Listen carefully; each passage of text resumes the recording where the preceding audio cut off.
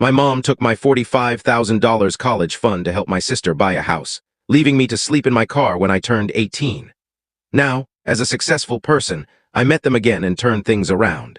For me, one of those key moments was watching my sister Veronica and our mom Margaret walk into the welcome party for my new $960,000 home. A house that represented every struggle, night job, an ounce of hard work I put into starting my tech company. Yet, the knot in my stomach tightened and my skin prickled as I recognized the expression in their eyes. The exact same look I saw when I was 18, the night my entire life crumbled. Growing up in Boston, our family appeared pretty typical. Dad worked in finance while Mom ran a little boutique with 2 girls and a golden retriever named Rusty. But as the saying goes, appearances can fool you. When I was 12, the cracks began to show. Dad left, and while the divorce wasn't explosive, what followed set the stage for years of complete family dysfunction. Veronica, 3 years older than me, later married Daniel, an investment advisor from a well-off family. Their wedding was extravagant, and Mom spent over $50,000 she didn't have, insisting that a daughter only gets married once. I was 19, juggling 2 jobs, attending community college, and barely affording my bridesmaid dress. Then came the babies, James, Freya, and Caleb. With each child, Veronica's entitlement increased, and Mom was always eager to help them, often at my expense. "Your sister has 3 kids to feed," Mom would explain. "What do you need extra money for anyway? Textbooks. Can't you just use the library?" Meanwhile, I was burning out. Scholarships helped, but without family support, I worked as a barista in the mornings, a tutor in the afternoons, and a data entry clerk on weekends. Sleep was a luxury I couldn't afford. Dad faded into the distance after moving to Chicago and starting a new family. Mom really made it hard for him to stay in touch with me by forgetting to tell me when he called or accidentally deleting his messages. But I pushed through. While Veronica shared beautiful family holiday photos, I stayed up all night coding and studying. I graduated top of my class. Mom came to my high school graduation but left early because Veronica called. James had a mild fever. I never complained. I just accepted it as my situation and became determined to create my own success on my own terms. I didn't need their approval. What I didn't expect was how drastically things would change on my 18th birthday. That night defined everything that followed, leading to the showdown 14 years later. My 18th birthday was on a Tuesday. I remember because I'd managed to get the evening off, a rare treat. I wasn't expecting a big celebration. Veronica and Daniel were expecting their 3rd child, and they had the entire family's attention. Still, turning 18 felt important. I was officially an adult, had graduated high school, and earned partial scholarships to 3 universities. When I got home after tutoring, I found Mom and Veronica at the kitchen table. Engrossed in paperwork, they hardly glanced up. "Leftover pasta in the fridge if you're hungry," Mom said, her eyes fixed on the documents. I heated up a plate and joined them, intrigued. "What are you working on?" Mom asked, looking up, "Just sorting some financial matters. Veronica and Daniel need a bigger home now that Caleb is coming." I nodded, used to these conversations, but then a chill ran through me. "Why do you have my college paperwork?" Veronica sighed dramatically. "We might as well tell her, Mom." Mom straightened the papers and looked at me with that familiar gaze that usually came before I had to make a family sacrifice. "Lena, we need to discuss your college plans." Mom told me, with Veronica expecting again. "They really need a 4-bedroom house. Daniel's bonus wasn't as big as they expected this year, and they're a bit stretched." I stayed calm, knowing exactly where this was headed. "The problem is," says Veronica, "we've crunched the numbers. And even with Daniel's salary and Mom helping with the down payment, we're still short." "Short for what?" I asked, though I already knew. "We need to use your college fund." Mom said bluntly, "It's not like you don't have scholarships already, and community college is perfectly fine. You can transfer to a university later when things aren't so tight for the family." My college fund. The money Dad had started before the divorce. Mom's promised education money that remained untouched. I was counting on that fund to cover the gap scholarships left. "But that's my money," I replied quietly. "Dad set it aside for my education." Veronica rolled her eyes. "Don't be selfish, Lena. We're talking about a home for your nieces and nephews. Where are they supposed to sleep? Should Caleb just live in a closet because you want to attend some fancy school? That's not what I'm saying." I insisted, "But I've worked so hard for this. I've maintained perfect grades while juggling multiple jobs. Those scholarships won't cover everything. You can take out loans like everyone else." Veronica snapped, "Daniel and I have a mortgage. That's life." Or she could have said, "You could live at home and attend community college. That would be much more affordable." Something inside me shifted. A lifetime of yielding and patience gave way to pure anger. "No." A simple word hung in the air. Mom blinked, not expecting resistance from me. "Excuse me?" "No," I said again, more firmly this time. "That money is for my education." Dad, and you set it aside for me. It's not Veronica's house fund. Mom's gaze hardened. This isn't up for debate, Lena. This is what's happening. Your sister has a family to support, and I have a future to build, I shot back. My voice cracking. I've earned those scholarships. I've worked while maintaining top grades. I deserve to use my college fund for college. Veronica laughed in a cold, mocking way. Oh, please. Like you know anything about real responsibility. Try having 3 children before you lecture us on what you deserve. Tears threatened, but I held them back. This isn't fair, and you know it. Mom stood suddenly, scraping her chair. My priority is my education, I replied. That's not wrong. Well then, Mom said, crossing her arms, if that's your attitude, you have a choice to make. Accept that the money is going to help your sister. Or pack your things and figure out life on your own. You're 18 now, after all. The ultimatum hung in the air. Veronica smirked, confident I'd back down like I always had. But something had broken inside me. Years of being second place, putting Veronica's needs before mine. I stood slowly. I'll pack my things. The shock on their faces would have been satisfying if I hadn't been so terrified. Mom clearly hadn't expected me to choose independence. Don't be so dramatic, Veronica scoffed. Where would you even go? I didn't answer. I went to my bedroom and pulled out my largest suitcase. I packed clothes, toiletries, my laptop and important documents on autopilot. Family photos remained on the walls. They didn't feel like mine anymore. Mom appeared in my doorway as I zipped the suitcase. You're being ridiculous. Sleep on it. And we'll talk this out reasonably in the morning. There's nothing to talk about, I said, surprised by my own calm. You've made your position clear. I'm making mine clear too. I wheeled my suitcase past her, grabbed my backpack from the hook by the front door, and stepped out into the night. No one called after me. No one tried to stop me. That night I slept in my car in the Walmart parking lot, using my work clothes as a pillow. For 2 weeks I kept up that routine, juggling 3 jobs, sleeping in my car, and showering at the gym where I had a cheap membership.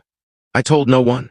On the 15th day, my coding professor, Professor Claire Hughes, saw me napping in the library. She gently woke me and asked if everything was all right. Something in her compassionate eyes broke my carefully built facade. So I told her everything. That evening, she drove me to her house and showed me the guest room. It's yours until you get things sorted, she said simply. No one should face this alone. Professor Hughes became more than just a teacher. She became my mentor, advocate, and the first person who believed in me without strings attached. She assisted me in securing more scholarships, guiding me through financial aid applications, and providing a crucial recommendation for an internship that would eventually change my life. Everything that happened after the night I was kicked out was shaped by that experience. It showed me that I was truly on my own. But that chosen family can be more supportive than blood relations. Most importantly, it revealed my own strength. A strength I didn't know I had until I was forced to find it. With Professor Hughes' help, I managed to get enough aid, scholarships, and part-time work to attend a local state university, rather than my dream school. It wasn't Boston University, but it had a strong computer science program, and I appreciated that. College life was very different for me than for my peers. While they went to parties and joined clubs, I juggled multiple jobs to stay afloat, waitressing, staffing the campus help desk, and doing freelance web development gigs late into the night. Sleep was a rarity, and a social life was non-existent. Despite the hectic schedule, I maintained excellent grades. The computer science classes came easily, and I found myself tutoring classmates who struggled, one of whom was Isabella Tran. Isabella, a brilliant but scattered student, became my best friend and eventual business partner. We were opposites in many ways. I was organized. She was spontaneous. I excelled at back-end coding. She had a knack for user experience and design. Together, we were unbeatable. In our junior year, we began talking about creating a budgeting app for young adults. Most existing tools were designed for people already financially secure, not for those like us living paycheck to paycheck. We saw a gap and were motivated to fill it, using campus resources. We built a prototype. We called it Sense, an app that let users visualize their spending, automate savings, and build responsible credit. Our professors were impressed, but more importantly, our fellow students found it incredibly useful. After graduation, Isabella and I faced a choice: take safe corporate jobs or chase our startup dreams. The safe option was tempting, especially with my financial instability. But I remembered Professor Hughes' words. Sometimes the riskiest path leads to the greatest rewards. We took the plunge, moving into a tiny, bug-infested apartment to save money. We threw ourselves into Sense. I coded while eating ramen. Isabella worked on interfaces until dawn. We attended every networking event, pitch competition, and accelerator program we could find. 6 months of rejections followed. Investors thought we were too young, inexperienced, or focused on the wrong demographic. College students don't care about financial planning. One venture capitalist remarked dismissively, but we persisted. We made progress when we won a small business grant. which allowed us to hire our first employee, a marketing specialist who helped refine our pitch. We pivoted slightly, targeting recent graduates with student loans instead of current students. The app gained traction slowly, then explosively. We got featured on a tech blog. A finance influencer with millions of followers endorsed Sense, and our user base grew from thousands to hundreds of thousands. Throughout this process, I occasionally thought about reaching out to my family. I'd had minimal contact since that night. Mom called 3 months after I left, not to apologize, but to tell me they'd used my college fund for Veronica's down payment. Dad sent sporadic texts to check in, but our relationship remained distant. Instead, I focused on growing my business and my personal life. Years passed in a blur of coding, meetings, and eventual success. Isabella and I upgraded from our shabby apartment to a proper office. We hired more developers, customer support staff, salespeople, and marketers. Sense evolved into a comprehensive financial platform. 5 years after launch, we received an acquisition offer from one of the country's top fintech companies. The amount was staggering, enough to make Isabella and me wealthy beyond measure. We eventually agreed after weeks of negotiations. I was 30 years old, and suddenly richer than I'd ever dreamed possible. The scared 18-year-old sleeping in her car felt like a different person altogether. Financial security gave me the freedom to make smart decisions instead of desperate ones.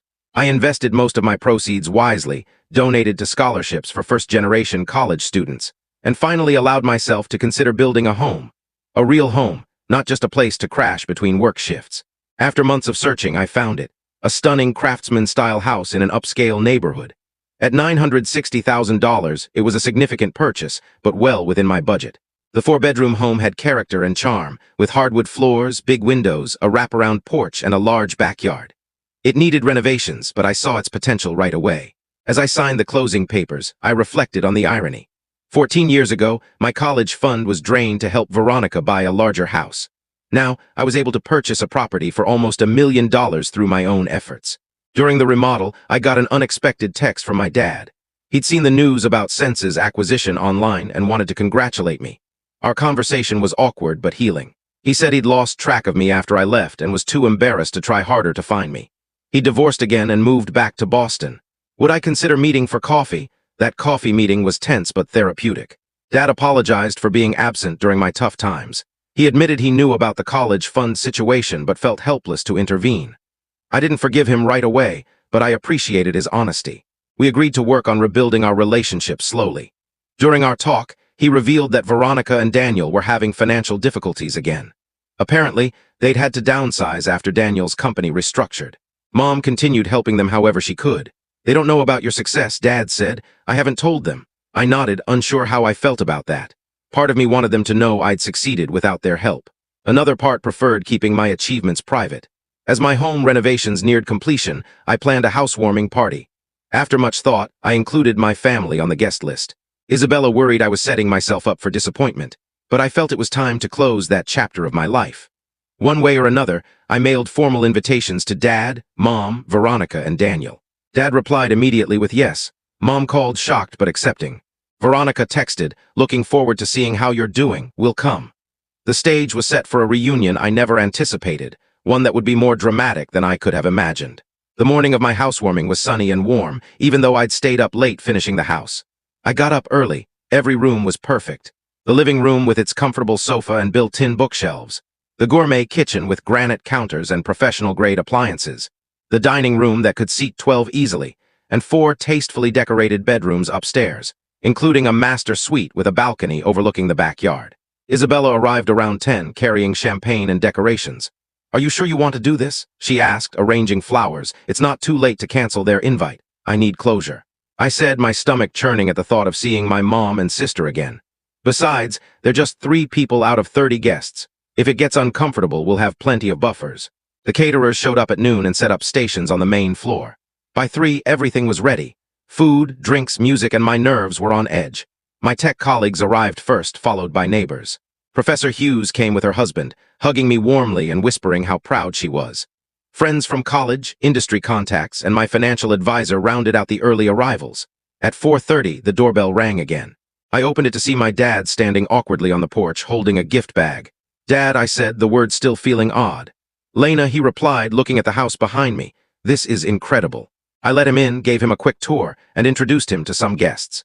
He appeared genuinely thrilled to see how well I was doing, if a bit out of place among the high-achieving professionals filling my home. Your mom and sister should be here soon, he explained. They were planning to come together. I nodded and refilled my water glass to mask my unease. And how are they? Dad paused. Dealing with Daniel's job situation has been tough on them. They sold their house last year and moved to a townhouse.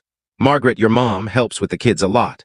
Before I could reply, Isabella appeared at my elbow. More guests arriving, she said, adding, I believe your mom and sister. I took a deep breath and headed to the front door. There they stood. Margaret, barely aged despite the 14 years, and Veronica, still pretty but with stressed lines around her eyes. Behind them stood Daniel, who looked much older and wearier than I remembered, and their 3 kids, James, now a teenager, Freya, a preteen, and Caleb, about 10. Lena, Mom said, her voice cautious. Thanks for inviting us. Hello, I replied, stepping aside to let them in. Come on in. The kids hung back shyly, clearly instructed to be on their best behavior. I smiled at them. I hardly knew these nieces and nephews. There's a game room upstairs if you get bored, I assured them. Second door on the right. That lightened the mood a bit. James asked if I had a gaming console, and when I said yes, the kids headed upstairs. After a quick thanks, Daniel said, nice place. He glanced around with professional curiosity. The architectural details are impressive. Thanks, I responded. The remodel took 6 months, but it was worth it. 6 months, Veronica raised her eyebrows. You must have had a big team working on it. I did, I said without elaborating. Would you like a tour? Leading them through the house, I watched Veronica's demeanor become more calculating. She ran her fingers along the granite counters, peeked into closets, and commented on the great play area in the backyard. Mom followed more quietly, occasionally remarking on a decoration or asking about a feature. This must have cost a fortune, she finally murmured as we entered the master bedroom. It did, I admitted, but I've been fortunate in my career. What exactly are you doing now? Veronica asked, sitting uninvited on the edge of my bed. Dad mentioned something about an app. I gave them a shortened version of my success story, watching their faces change from polite curiosity to stunned realization. You sold your company for millions. Veronica asked, her voice higher than usual. We did, I said. The timing was right. The tour continued downstairs where more guests had arrived. I introduced my family to Isabella, Professor Hughes, and friends and colleagues who knew parts of my history.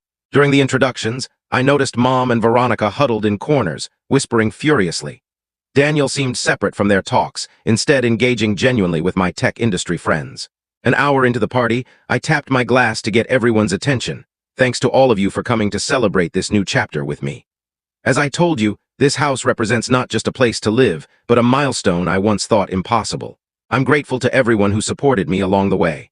As I finished my brief speech, Veronica approached. As Lena's sister, I'd like to say something too. Her voice had that confident tone I knew from childhood. The tone that always preceded her getting exactly what she wanted. Family is everything, she went on, placing her hand on my arm, and seeing Lena's beautiful home today has made me realize how perfect this would be for our family. The guests exchanged puzzled murmurs. What Veronica means, Mom said softly, is that we're so proud of Lena for creating a space where family can gather. No, Veronica replied, tightening her grip on my arm. What I mean is that this house would be perfect for my family. With Daniel's job situation and the kids needing good schools, we've been looking for exactly this kind of home in exactly this neighborhood. The room fell silent. Even the caterers had stopped moving. Veronica, Daniel began, his face flushing. This isn't the time or place. It's exactly the right time, she said. Lena's always wanted to help family. She's single, no kids, and clearly doing well financially. This 4-bedroom house is wasted on one person when we have 3 growing children who need space and stability. Mom nodded in agreement. Family first. I stood frozen, hardly believing what I was hearing. After 14 years of no contact, after stealing my college fund, they were now demanding, no, expecting that I give them my house. Lena, Mom said, her voice taking on that authoritative tone I knew all too well. You should pack your things and find somewhere smaller.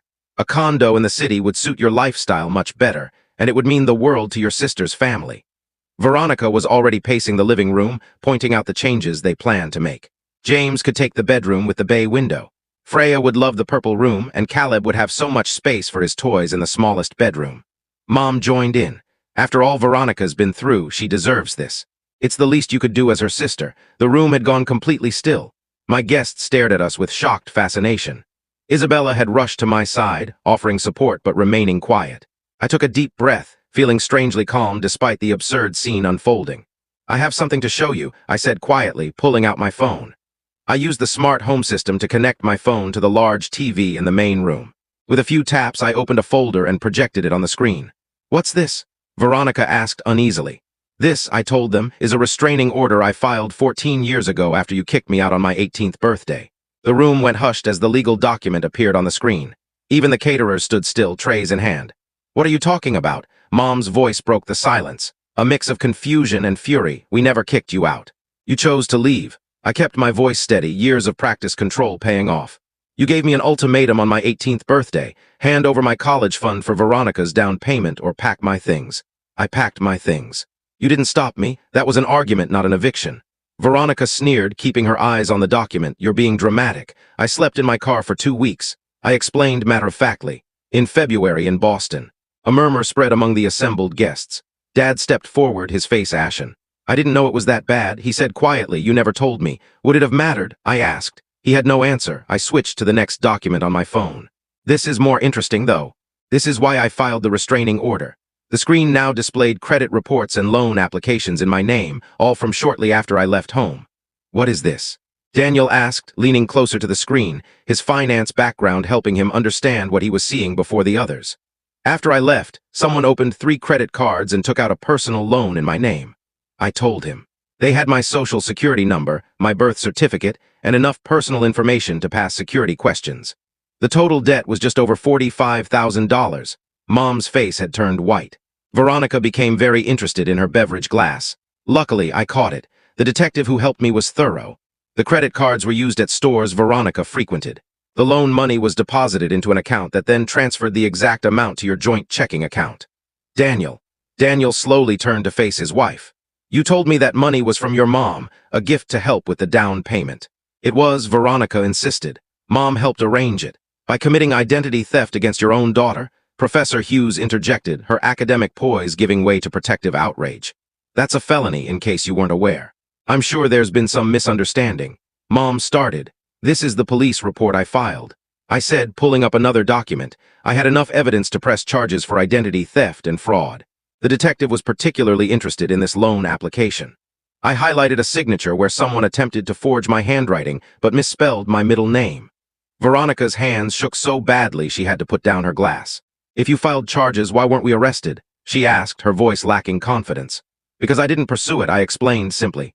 I was 18, scared, and despite everything, you were still my family. So I made a deal with the detective. I'd pay off the fraudulent debts myself if they documented everything but held off on prosecution. I switched to another document. This is proof of payment. Every cent of that $45,000 plus interest, paid by me over 3 years. While I was putting myself through college, working 3 jobs, sleeping 4 hours a night, eating ramen to survive while paying off debt I never incurred. Daniel looked physically ill.